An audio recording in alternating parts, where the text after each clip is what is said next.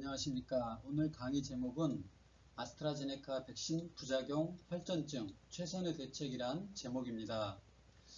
교회에서 40대 후반의 여성 성도님을 만났는데요. 의료기관의 간호사로 근무하고 있습니다.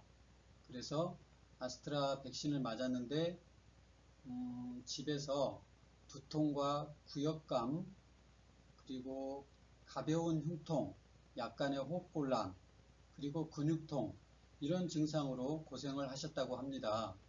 근무를 못할 정도는 아니어서 약을 먹고 근무를 간신히 하고 지금은 좀 나아졌다고 하는 말씀을 들었습니다. 그래서 저는 망치로 머리를 얻어맞은 듯 그런 느낌이 들었습니다. 혈전증 증상이 이런 것일 수 있겠다 하는 생각이 들었고, 그래서 바로 이런 강의를 만들게 되었습니다.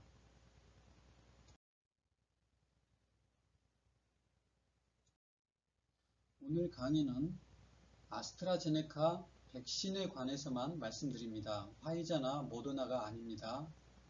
아스트라제네카 백신 후에 주로 나타나는 혈전증이 정맥혈전증입니다. 드물게는 동맥의 혈전증도 발생한다고 하는데 거의 대부분은 정맥의 혈전증입니다.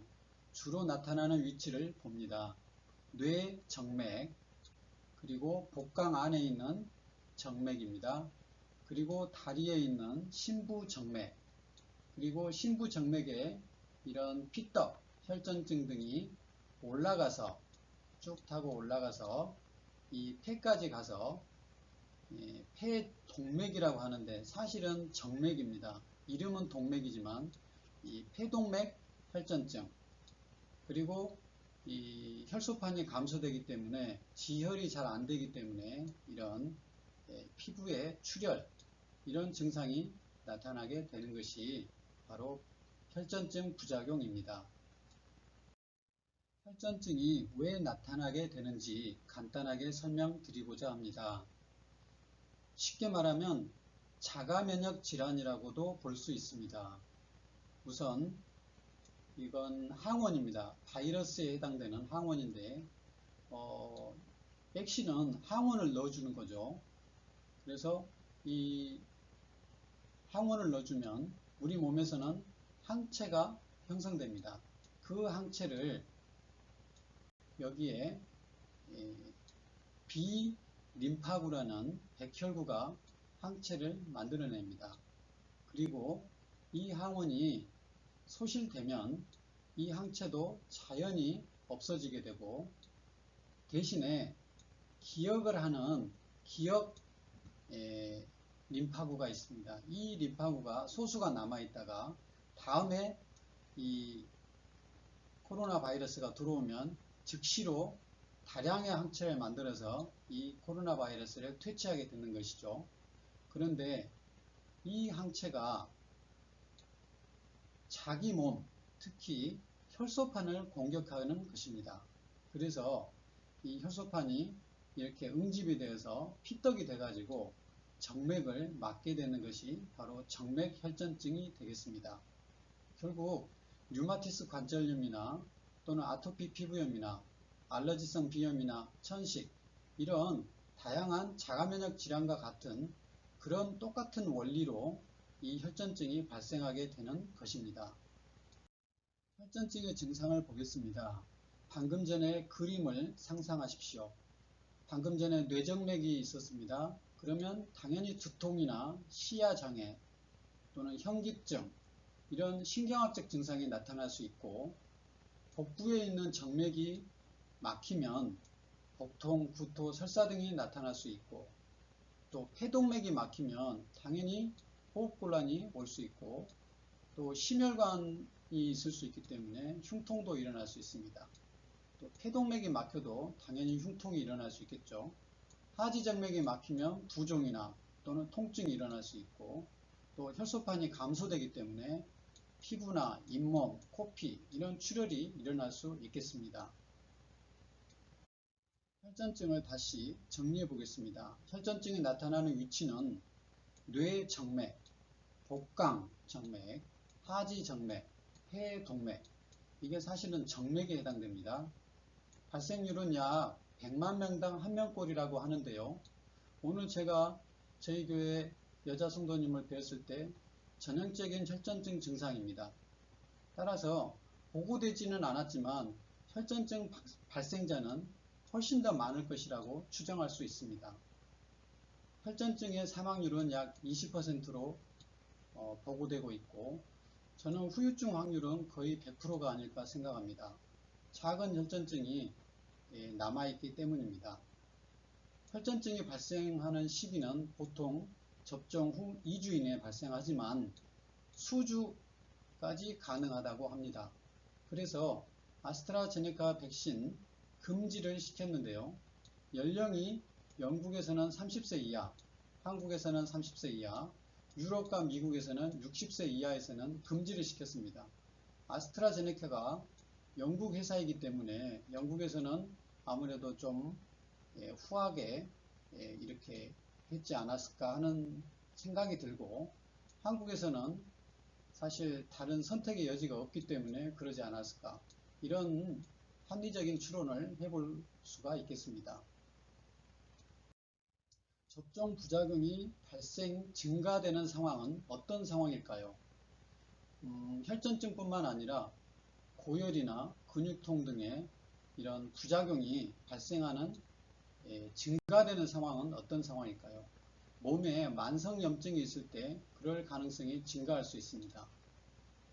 만성염증이라면 당뇨, 비만, 고혈압, 뇌졸중, 또 암, 만성질환, 희귀난치병, 이런 다양한 만성질환이 있으면 만성염증이 같이 있기 때문에 가능성이 증가합니다.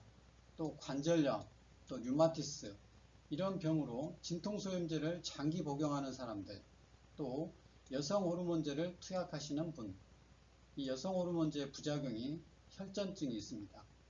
그래서 이런 분들에게는 접종 부작용 발생이 증가할 수 있겠습니다. 아스트라 백신 맞아야 할까요? 우리나라 국민이라면 모두 고민하고 있을 것입니다. 혈전 발생 확률을 보겠습니다. 코로나에 감염된 후에 10에서 20% 환자가 혈전증이 발생합니다. 매우 높습니다. 또 중증으로 가면 더 높아져서 약 50% 해당됩니다. 아스트라를 접종했을 때 100만 명당 1명꼴로 발생한다고 합니다. 하지만 보고되지 않고 가벼운 혈전증인 경우는 훨씬 많을 것이라고 추론할 수 있습니다. 항체 생성률은 약 70%로 화이자보다는 낮습니다. 이러한 점들도 백신을 맞을 때 고려해야 되지 않을까 생각합니다. 만약에 맞기로 결정했다면 각자가 해야 될 일을 말씀드리겠습니다. 접종 1주 전부터는 현미 채식이나 된장국, 청국장, 시래기국, 이런 식사를 하시고, 가공식품, 밀가루, 우유, 정제당을 피하시고, 또 비타민C, 오메가3, 이게 없다면 들기름이나 엑스트라버진 올리브유를 드셔도 괜찮겠습니다. 종합비타민, 마그네슘, 비타민 D, 이런 것들을 복용하셔서 몸에 염증을 최소한으로 하는 것입니다. 만성염증인 상태에서 부작용 발생 가능성이 높다고 말씀드렸습니다. 그런 만성염증을 최소한으로 할 수 있는 방법이 되겠습니다. 접종 당일 최상의 컨디션을 만들어야 합니다. 피로하거나 몸의 통증, 이명 등 불편한 증상이 없도록 해야 되겠습니다. 접종 후 15분은 병원에서 대기하셔야 합니다. 아나필락시스가 나타나면 병원에서 대처하지 않으면 생명이 위험할 수 있기 때문에 대부분의 아나필락시스가 15분 내에 일어나기 때문에 이 시간 동안은 병원에서 기다리셔야 합니다. 그리고 접종 후 2, 3일 동안은 무리한 일이나 운동을 피하셔야 하고 금주하셔야 합니다. 그리고 약국에서 타이레놀을 준비하셔서 밤에 근육통이나 열이 있을 때 드셔야 되겠습니다.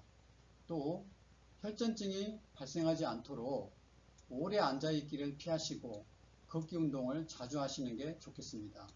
또 충분한 수분을 섭취하셔서 혈액을 묽게 해주면 도움이 되겠습니다.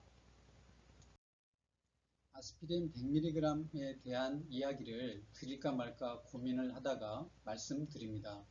저는 정보를 전달하고 여러분들이 판단하셔서 결정하시면 되겠습니다. 해열 진통 소염 목적은 500mg, 혈전 예방 목적으로 100mg짜리가 있습니다.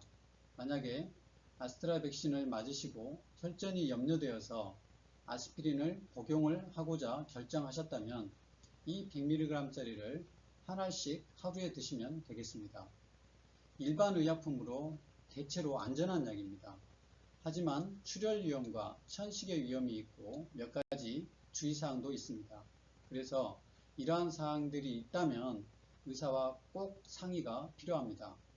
실제 우리나라에서도 또한 전 세계에서도 많은 만성질환자들에서 장기적으로 투약하고 있는 그러한 약입니다. 좀 전에 말씀드린 혈전증의 증상이 만약에 나타난다면 즉시 병원 진료를 권장합니다.